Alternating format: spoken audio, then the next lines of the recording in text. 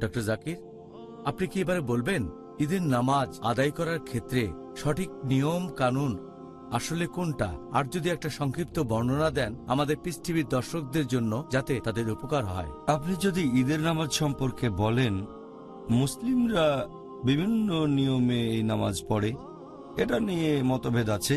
তবে আপনি যদি এখানে বিশুদ্ধ উৎসের কথা বলেন, কোরআন এবং সহিহ হাদিস, সেখানে একটা কমন নিয়ম পাবেন। আর বিশুদ্ধ উৎস অনুযায়ী সহিহ হাদিস পড়লে তখন আপনি এটা জানতে পারবেন যে ঈদের নামাজের ব্যাপারে যদি বলতে হয়, হোক সেটা ঈদুল ফিতর বা ঈদুল আজহা, নামাজ পড়তে হবে 2 রাকাত। 2 রাকাত নামাজ 2 ইউনিট নামাজ। একটা হাদিস আছে সুনান আল বাইহাকিতে, খণ্ড নম্বর 3, বুক অব জুমা সালা, হাদিস নাম্বার 5719।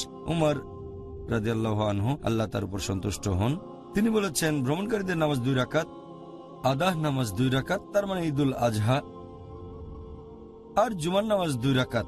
এটাই হচ্ছে এই সব নামাজের পূর্ণ দৈর্ঘ্য, আর এই নির্দেশ দিয়েছেন আল্লাহর রাসূল। তার মানে ঈদের নামাজ হবে 2 রাকাত। 2 নম্বর পয়েন্ট, যে ঈদের নামাজের আগে আজান দেওয়া হয় না, ইকামতও দেওয়া হয় না। এই হাদিসটা আছে সহিহ মুসলিমে, খণ্ড নম্বর 2, বুক অব সালা, হাদিস নাম্বার 1929। জাবের ইবনে সামুরা বলেছেন যে তিনি নামাজ আদায় করেছেন আল্লাহ সুবহানাহু ওয়া তাআলার রাসূলের সাথে 2টো ঈদেই, একবার বা 2বারের বেশি পড়েছেন, সেখানে কোনো আজান বা ইকামত নেই। তার মানে ঈদের নামাজের সময় আজান দেওয়া হয় না, ইকামতও দেওয়া হয় না। এটা সাধারণ জামাতে নামাজ থেকে আলাদা।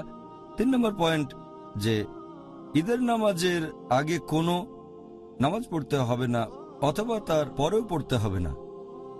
এই নামাজের আগে বা পরে কোনো রকম সুন্নত নামাজ নেই। আর একটা হাদিস উল্লেখ আছে সুনান আবু দাউদে, খণ্ড নম্বর 1, বুক অব সালাহ, হাদিস নাম্বার 1155। এখানে ইবনে আব্বাস রাদিয়াল্লাহু আনহু তিনি বলেছেন যে নবী বাইরে বের হয়ে আসলেন ঈদের নামাজ পড়ার জন্য। ঈদুল ফিতরের দিনে নামাজ পড়লেন 2 রাকাত, এর আগে বা পরে কোনো নামাজ পড়লেন না। তার মানে ঈদের নামাজের আগে পরে কোনো নামাজ নেই। এছাড়া 4 নম্বর পয়েন্ট, যখন কেউ ঈদের নামাজ পড়ছে তখন সে বলবে তাকবীর আল ইহরাম, মানে আল্লাহু আকবার, তারপর কিছু দোয়া পড়বেন।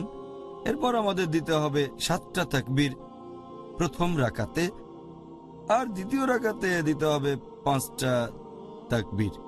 এটা আমরা জেনেছি সহিহ হাদিস থেকে, আছে সুনান আবু দাউদে, খণ্ড নম্বর 1, বুক অব সালাহ, হাদিস নম্বর 1145 আর 1146। সেখানে হযরত আয়েশা রাদিয়াল্লাহু আনহা, আল্লাহ তার উপর সন্তুষ্ট হন, তিনি বলেছেন যে নবী যখন ঈদুল ফিতরের নামাজ পড়তেন আর ঈদুল আজহার নামাজ, তার মানে 2 ঈদের নামাজ, তিনি তখন দিতেন মোট 7টা তাকবীর প্রথম রাকাতে, আর দ্বিতীয় রাকাতে দিতেন 5টা তাকবীর।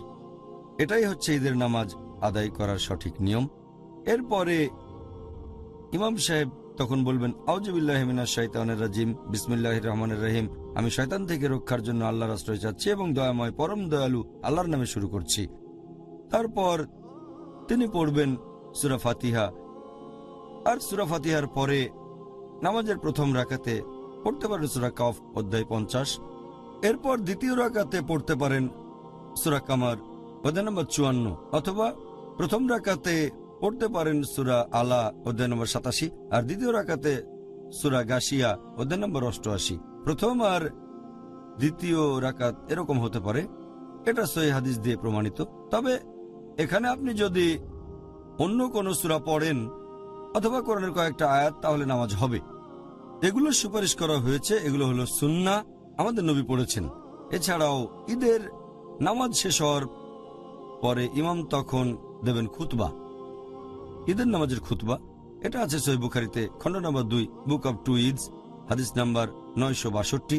ইবনে আব্বাস রাদিয়াল্লাহু আনহু বলেছেন যে তিনি ঈদের নামাজ আদায় করেছেন আল্লাহ সুবহানাহু ওয়া তাআলার রাসূল মুহাম্মদ সাল্লাল্লাহু আলাইহি ওয়াসাল্লামের সাথে। আরও ছিলেন আবু বকর, উমর, উসমান, আল্লাহ সবার উপরে সন্তুষ্ট হন। আর তাদের সবাই ঈদের নামাজ আগে পড়েছেন, তারপর খুতবা দেওয়া হয়েছে। এনারা প্রত্যেকেই খুতবা দিয়েছেন ঈদের নামাজ আদায় করার পরে। আরো একটা হাদিস আছে সুন্নান আবু দাউদে, খণ্ড নম্বর 1, বুক অব সালা, হাদিস নম্বর 1151। নবী মোহাম্মদ সাল্লাল্লাহু আলাইহি সাল্লাম ঈদের নামাজের শেষে আর খুতবা শুরু করার আগে ঈদের নামাজে তিনি বলেছেন, তোমরা যারা এই খুতবা শুনতে চাও তারা ইচ্ছে করলে বসে শুনতে পারো, আর যদি তোমরা যেতে চাও তাহলে চলে যেতে পারো। এটা খুব গুরুত্বপূর্ণ পয়েন্ট। বেশিরভাগ সময় আপনারা দেখবেন ঈদের নামাজে খুতবার সময় বেশিরভাগ ইমাম বলেন আপনারা উঠবেন না, এটা ঠিক না।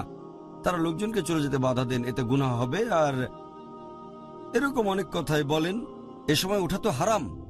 চিন্তা করেন, আমাদের নবী মোহাম্মদ সাল্লাল্লাহু আলাইহি সাল্লাম যখন খুতবা দিয়েছেন তখন বলেছেন তোমরা শুনতে চাইলে শুনতে পারো, আর না শুনতে চাইলে চলে যেতে পারো। তাহলে এখনকার দিনের ইমাম যে খুতবা দেন সেটা কি মোহাম্মদ সাল্লাল্লাহু আলাইহি সাল্লামের খুতবার চেয়ে বেশি গুরুত্বপূর্ণ?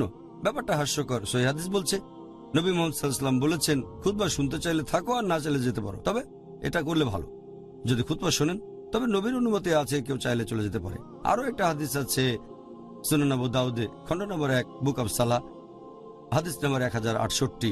নবী বলেছেন যে আজ আমরা একসাথে দুটো ঈদ পেয়েছি, মানে ঈদ উল ফিতর আর জুমাকে বলা হয় সাপ্তাহিক ঈদ। তোমাদের মধ্যে যারা জুমার নামাজ পড়তে চাও না তাদের পড়া লাগবে না, কারণ ঈদের নামাজ জামাতে পড়লে সেটাই যথেষ্ট। তবে আমরা জুমার নামাজ আদায় করব। তাহলে চিন্তা করেন, জামাতে ঈদের নামাজ পড়ার গুরুত্ব এতটাই যে সেদিন যদি শুক্রবার হয় ঈদের নামাজ যথেষ্ট। জুমার নামাজ না পড়লেও হবে, তবে পড়লে ভালো, আলহামদুলিল্লাহ। তবে জুমার নামাজ না পড়লে তখন জোহরের নামাজ পড়াটা হচ্ছে বাধ্যতামূলক। এই হলো সংক্ষেপে ঈদের নামাজ আদায় করার সঠিক নিয়মের বর্ণনা। আচ্ছা, জাযাকাল্লাহ খায়ের। ডক্টর জাকির, আশা করি আমাদের দর্শকরাও ঈদের নামাজের সঠিক পদ্ধতিটা জানতে পেরেছেন, কারণ আপনি বললেন এক এক জায়গায় মুসলিমরা এক এক নিয়মে ঈদের নামাজ পড়ে। এখন থেকে আমরা সেটাই করব যেভাবে নবী মুহাম্মদ সাল্লাল্লাহু আলাইহি সাল্লাম নামাজ পড়তে বলেছেন।